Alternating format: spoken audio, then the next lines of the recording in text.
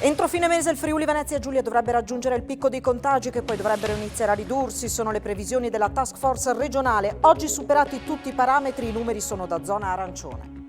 I dirigenti scolastici al lavoro senza sosta, domenica compresa, per gestire i contagi in classe. A loro le famiglie mandano gli esiti dei tamponi fai da te per rimandare i figli a scuola. L'allarme dell'ANP, presidi ormai al limite. In bocca all'A23 a Camporosso, fa inversione di marcia e percorre contromano 4 km incrociando altri veicoli. La manovra è stata ripresa dalle telecamere di sorveglianza, la polizia evita il disastro. Il caro energia mette in ginocchio i ristoratori. Allo chef pordenonese Carlo Nappo è arrivata una bolletta della luce da 10.000 euro a fronte dei consueti 4.000, la FIPE chiama in causa il governo. Giornata densa domani per l'Udinese, si attende l'ufficialità dell'arrivo di Marie dall'Arsenal, bianconeri in campo per la Coppa contro la Lazio, attesa anche per la decisione del giudice sportivo sulla gara con la Salernitana.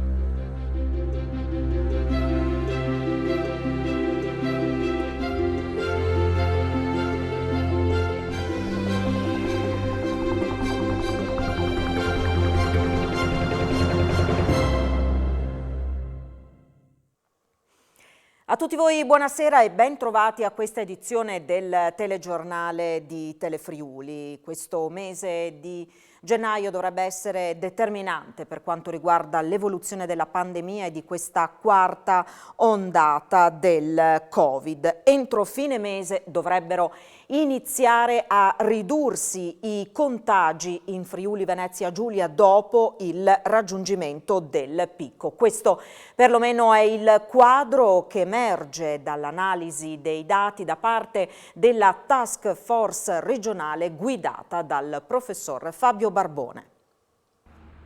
Il contagio sta diminuendo, ma il picco di questa ondata di Covid in Friuli Venezia Giulia non è ancora stato raggiunto. Secondo i modelli elaborati dalla task force della regione, guidata dal professor Fabio Barbone, entro gennaio la curva dovrebbe invertirsi con una riduzione sempre più accentuata della positività. Del resto i numeri della scorsa settimana sono impietosi, con una media di 4.500 tamponi positivi tra molecolari e antigenici. Sempre Barbone specifica come vada posta attenzione sul fatto che la variante Omicron, molto più contagiosa ma meno aggressiva sui vaccinati, sia arrivata in Friuli Venezia Giulia circa 10-14 giorni dopo la Lombardia, dove in effetti la tendenza sembra essersi invertita. A pesare in regione anche l'altissimo numero di tamponi che vengono fatti e che chiaramente contribuiscono a intercettare quanti più casi possibili, con oltre 48.000 persone a oggi in isolamento. Il quadro di riduzione dei contagi porterà in una seconda fase a un calo delle ospedalizzazioni e poi delle terapie intensive, che inizieranno a ridurre il numero di pazienti dopo circa 4 settimane dall'inizio del calo dei contagi. E intanto con oggi il Friuli Venezia Giulia supera tutti i parametri che prevedono il passaggio dalla zona gialla a quella arancione, entrando ufficialmente nel novero delle regioni che dalla settimana prossima potrebbero toccare il secondo livello di limitazioni anti-Covid. Il superamento è stato sancito oggi con il raggiungimento di 399 pazienti con Covid accolti nelle aree mediche, di 42, di cui 36 non vaccinati in terapia intensiva.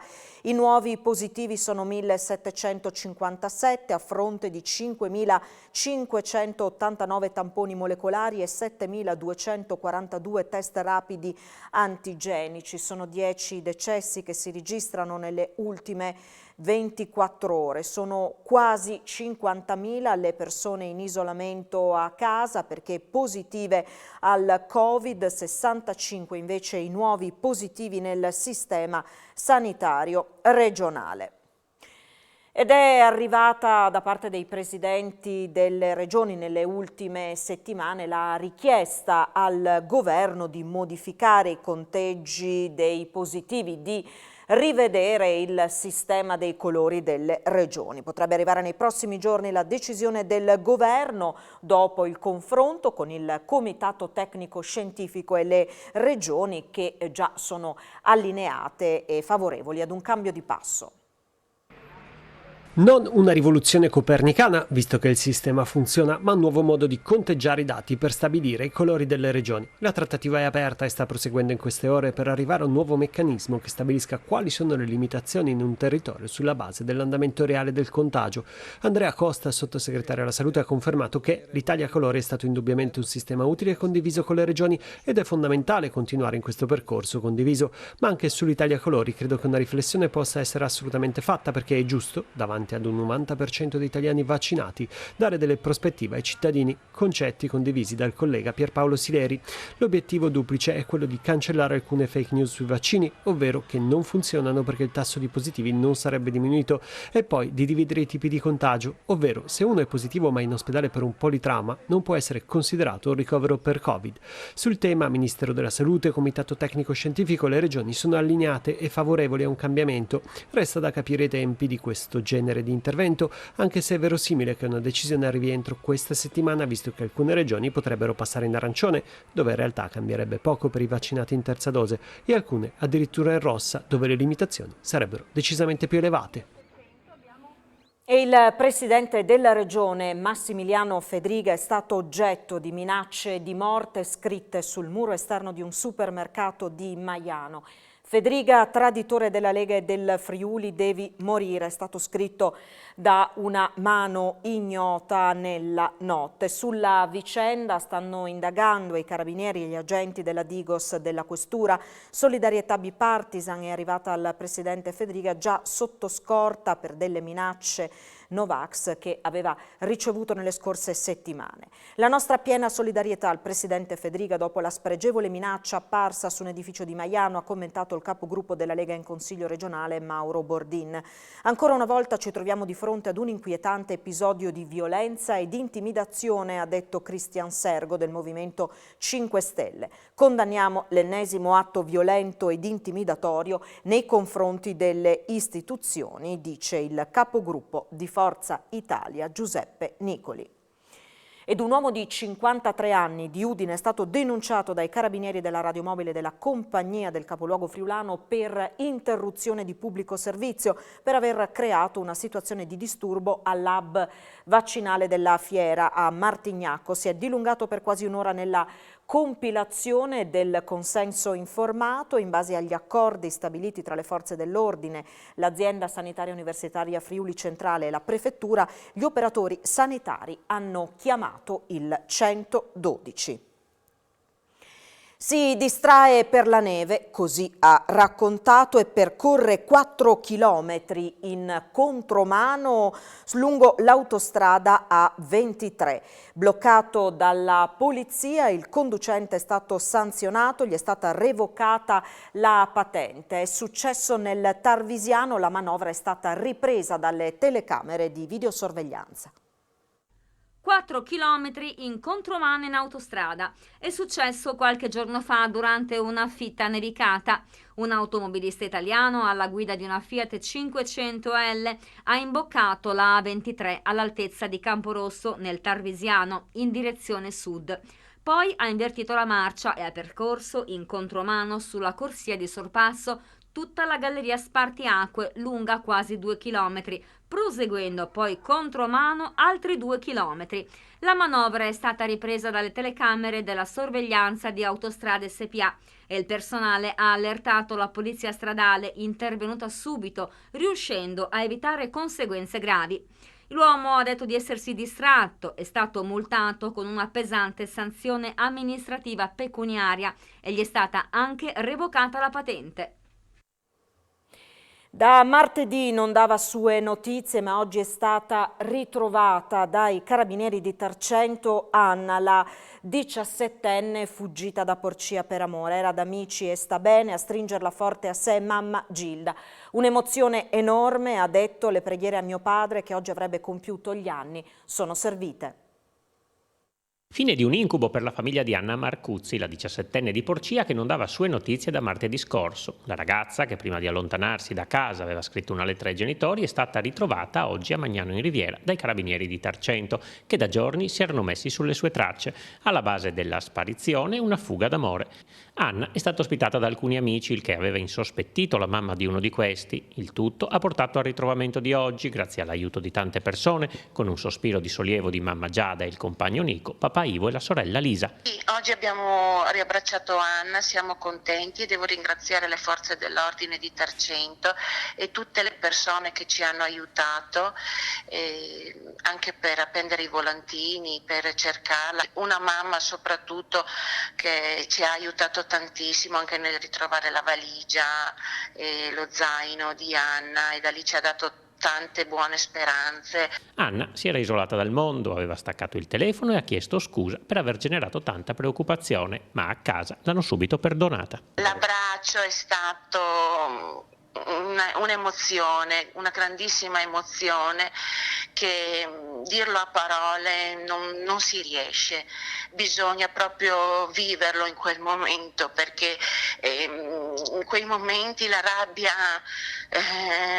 non c'è, in quel momento vedi solo tua figlia, l'abbracci e gli dai solo tanti baci. Devo anche ricordare che per me è una data importante, è il compleanno di mio papà, che è mancato 2 anni fa, e io ho pregato anche lui di ritrovare mia figlia, e anche queste preghiere hanno fatto arrivare Anna di nuovo tra noi, ecco. Preso il ladro acrobata, sarebbe autore di diversi colpi nel capoluogo friulano. Si arrampicava su grondaie, ponteggi e tubature per raggiungere i piani superiori delle abitazioni e rubare negli appartamenti. Lo ha bloccato la Polizia di Stato di Udine. A finire in manette un cittadino albanese di 46 anni, trovato in possesso di arnesi da scasso, di un centinaio di monili in oro preziosi, monete antiche e borsette griffate. L'uomo è stato riconosciuto anche da una delle vittime. Coinvolta pure una donna di 41 anni indagata per concorso in ricettazione.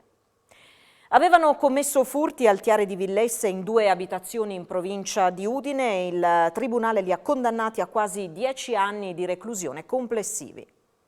Furti al centro commerciale e in casa, condanne per quasi 10 anni di reclusione. Il giudice del Tribunale di Udine, Mauro Qualizza, ha riconosciuto colpevoli con il rito abbreviato l'udinese di 26 anni Vittoria Tiburzio, 4 anni di reclusione, e 2 colombiani residenti a Barcellona, al momento latitanti, il 29enne Kevin Steven Beltrancaballero, 3 anni e 8 mesi, e la 22enne Annie Lara Palacios, 2 anni. Per loro il PM aveva chiesto 9 anni di reclusione complessivi. In particolare, l'udinese era accusata di aver messo a segno nel febbraio 2020 3 colpe al Tiare di Villesse, in un caso assieme agli altri 2 imputati, e, il mese dopo, 3 furti in abitazione a Palmanova, San Vito al Torre e Godega di Sant'Urbano in provincia di Treviso assieme a Beltrancaballero. Per quest'ultimo i 2 imputati sono stati assolti. I 3 erano assistiti dall'avvocato Alberto Tedeschi. A San Daniele prosciuttifici in allerta dopo i primi casi di peste suina africani segnalati in Piemonte. L'attenzione è alta, anche se tutti i protocolli previsti a livello nazionale e regionale sono stati attivati. È allerta nel San Danielese come in altre zone d'Italia, con una forte presenza di allevamenti di suini, dopo il ritrovamento in Piemonte di cinghiali morti a causa della peste suina africana.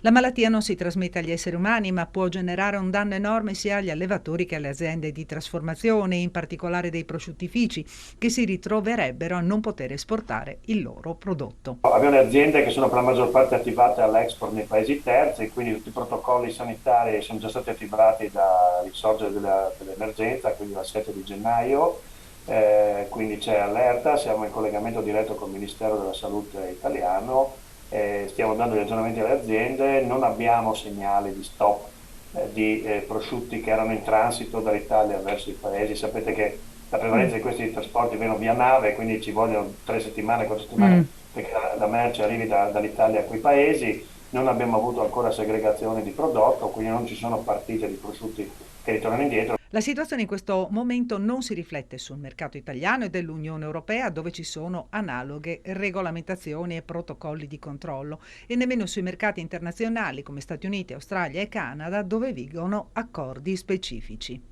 Hanno chiuso le frontiere alle carni italiane, la Cina, la Serbia e qualche altro paese che ha minore importanza dal punto di vista commerciale. Oggi diciamo che fino a che la situazione permane così siamo ancora in uno stato di relativa sicurezza. Il TAR di Trieste ha annullato cartelle esattoriali riguardanti le quote latte per oltre 3,3 milioni di euro. Sulla questione Cospalat del Friuli Venezia Giulia ha chiesto al ministro Stefano Patuanelli un intervento immediato. Quote latte, annullate cartelle esattoriali per oltre 3,3 milioni di euro. Sono ben 12 le aziende produttrici del Friuli Venezia Giulia alle quali il TAR di Trieste ha dato ragione annullando le richieste di pagamento avanzate dall'Agea e dall'Agenzia delle Entrate. In tutti i casi si tratta di sanzioni erogate relativamente alle campagne lattiere precedenti il 2010 e cancellate per prescrizione, pronunciamenti che si aggiungono a quelli dello stesso tenore emanati nelle scorse settimane. E proprio per risolvere tale questione, il Cospalat FVG ha chiesto al ministro dell'Agricoltura Stefano Patuanelli un provvedimento immediato. Dallo scorso ottobre, spiega il consorzio dei produttori di latte, oltre 150 aziende friulane sono state colpite da pignoramenti e atti esecutivi che stanno pregiudicando l'esistenza dell'intero settore zootecnico regionale. Una situazione aggravata, continua il Cospalat, dal congelamento dei conti delle aziende mantenuti da alcuni istituti di credito anche in presenza dei provvedimenti di sblocco notificati dall'Agenzia di riscossione. Proprio nei giorni scorsi la Corte di Giustizia europea ha dichiarato nulli i prelievi supplementari di latte effettuati tra il 2006 e il 2007. In caso di una mancata risposta da parte del ministro Patuanelli, ha concluso il Cospalat, gli allevatori sono pronti a scendere nuovamente in piazza. A una settimana dal ritorno sui banchi, la scuola al momento para il colpo del boom di contagi, proseguendo con le lezioni in presenza. I presidi friulani però sono sempre più sotto pressione tra la gestione delle quarantene, insegnanti da sostituire e poi devono occuparsi anche H24 della lettura dei tamponi fai da te mandati dalle famiglie. Senza un attimo di tregua, i presidi friulani dopo la prima settimana dal rientro in classe sono alle prese con molteplici criticità, DAD, sostituzioni di insegnanti, alunni positivi e ora anche il controllo dei tamponi, quelli fatti in autonomia dalle famiglie per rimandare i figli in classe, una situazione che obbliga i dirigenti scolastici a non staccare mai. Io posso riferire di colleghi che passano le loro giornate ormai solo a smistare mail dalla mattina, non alla sera ma addirittura alla notte, anche in questo fine settimana, sabato e domenica, moltissimi di loro e forse tutti hanno passato quella che doveva essere insomma una giornata di riposo per organizzare, diciamo così, queste continue segnalazioni di contagi che ci sono nelle scuole e quindi richiedono immediatamente insomma una predisposizione delle diverse situazioni. Però insomma che la scuola debba fare la lettura dei tamponi, questo insomma è un problema grave al momento. Anche sul fronte del personale la situazione è al limite. Per quel che riguarda gli insegnanti sospesi, gli irriducibili Novax, c'è ancora in campo diciamo qualche caso. A queste assenze qui che non sono gravissime, nel senso che incidono in misura percentualmente poco significativa, ma si aggiungono poi le assenze del personale che si ammala e si contagia. E il problema delle sostituzioni, della ricerca dei supplenti, che è insomma un grossissimo problema che in questo momento è in campo. Un insegnante su 20 nel mondo della scuola in Friuli Venezia Giulia non è in regola con le vaccinazioni, è quanto emerge dall'analisi effettuata dalla Regione, che sottolinea come nelle scuole statali siano al momento 403 gli insegnanti sospesi. Il 5,58% dei docenti e il 6,22% del personale ATA delle scuole statali del Friuli Venezia Giulia non è in regola con l'obbligo vaccinale. Nelle scuole paritarie la percentuale è leggermente inferiore, il 4,5% dei docenti e il 3,9% del personale non docente non sono in regola. I docenti sospesi al momento sono 403. È quanto emerge dagli esiti del questionario somministrato ai dirigenti scolastici e ai coordinatori didattici dal 7 al 15 gennaio scorso.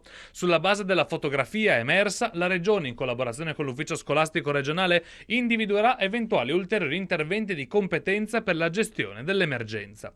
Si tratta di numeri da non sottovalutare, commenta l'assessore regionale istruzione Alessia Rosolen. Continueremo a monitorare l'andamento della pandemia rispettando le indicazioni che arriveranno dalle autorità competenti che auspichiamo siano sufficienti sufficienti a contenere la diffusione del virus e ad assicurare alla scuola in presenza e in sicurezza. I docenti sospesi nelle scuole statali sono 403, ovvero il 37,10% dei non vaccinati e il 2% dell'intero corpo docente. Il 42% è già stato sostituito. La dirigente dell'ufficio scolastico regionale Daniela Beltrame ha sottolineato come dalle risposte dei dirigenti scolastici è emersa la loro notevole difficoltà nelle sostituzioni del personale sospeso, oltre che del personale assente a causa della positività aumentata notevolmente nelle ultime settimane. Inoltre, un'elevata percentuale di personale non in regola non è stata sospesa perché risulta assente per malattia o perché ha ottenuto congedi aspettative prima del 15 dicembre scorso. Le difficoltà organizzative sono aggravate dall'aumento di assenze tra gli studenti e dalla necessità di garantire loro contemporaneamente sia la didattica in presenza che quella a distanza. Il commissario per l'emergenza Figliuolo aveva annunciato l'arrivo nelle scuole delle mascherine FFP2 fornite dunque dallo Stato, dispositivi che in alcuni casi diventano obbligatori. Di questi dispositivi mandati dallo Stato al momento non c'è traccia, così ci sono istituti che si organizzano e che hanno già ordinato o acquistato le mascherine a proprie spese. Così è ad esempio all'Isis Malignani di Udine che ha comprato con i soldi delle proprie casse 20.000 mascherine. Qualora dovessero essercene in abbondanza, perché magari arriveranno quelle annunciate dal commissario Figliuolo, l'istituto ha già detto che le donerà ad altre scuole. Lo Stato non provvede a rifornire gli istituti scolastici di mascherine FFP2, pertanto le scuole devono correre ai ripari come l'Istituto Malignani di Udine che ne ha acquistate 20.000 attingendo dalle proprie casse. Non sono arrivate quelle che erano state annunciate, è vero anche che avevamo avuto l'indicazione che sarebbero state fornite prima agli istituti comprensivi per il fatto che i ragazzi di quell'età non sono vaccinati. A questo punto abbiamo fatto un acquisto di 20.000 mascherine FFP2. Avevamo da parte dei fondi per acquisti di questo tipo, cioè relativi al Covid, e li spendiamo in questo modo. Poi eventualmente se avremo troppe mascherine le devolveremo ad altri. Oggi la situazione qui al Malignani qual è? C'è stato un aumento dei casi di positività subito dopo il rientro dalle vacanze natalizie e poi la cosa si è assestata. Siamo sempre sui 120-130 ragazzi positivi, con un centinaio in quarantena, e vedo che la situazione è stabile, non stanno aumentando.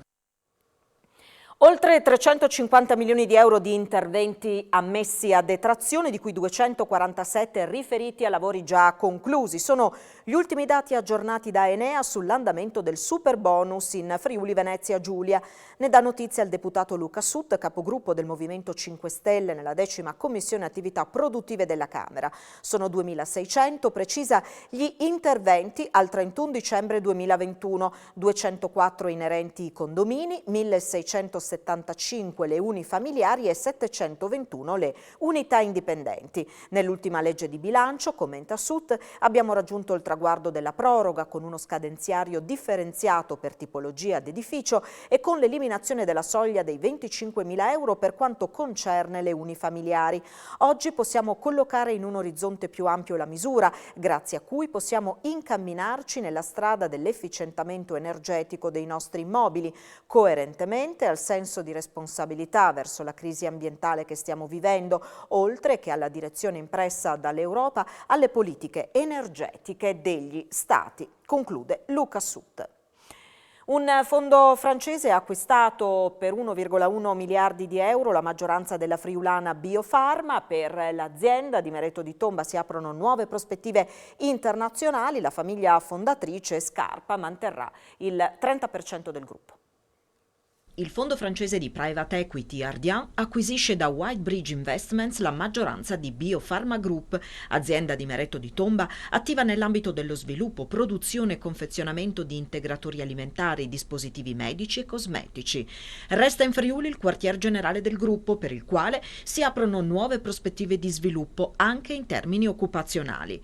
È stata l'agenzia Reuters, nella serata di ieri, ad annunciare la firma dell'accordo d'acquisto per 1,1 miliardi di euro. La famiglia Scarpa, fondatrice dell'azienda, manterrà la sua attuale quota del 30% del gruppo e sarà partner di Ardian sul progetto. Resta in sella come amministratore delegato Maurizio Castorina. Dal 2016 la società è cresciuta da circa 30 milioni ad oltre 230 milioni di euro di fatturato. Gestisce 4 impianti di produzione, 3 laboratori di ricerca e sviluppo. Quasi il 50% del fatturato è sviluppato su mercati internazionali. Biofarma oggi è leader in Italia e in Europa nel proprio settore. La francese Ardian con questa operazione si espande nel mercato degli integratori alimentari in piena espansione durante la pandemia di Covid-19 e con prospettive di ulteriore sviluppo anche nella fase post-pandemica. L'operazione con Ardian permetterà al gruppo Biofarma di diventare il primo global player specializzato nel settore nutraceutico, afferma l'amministratore delegato Maurizio Castorina. Le nuove risorse, aggiunge, consentiranno di proseguire l'eccellente percorso di crescita e di aggregazione realizzato negli ultimi anni grazie al supporto di Wide Bridge Investments, valutando nuove interessanti opportunità d'espansione internazionale.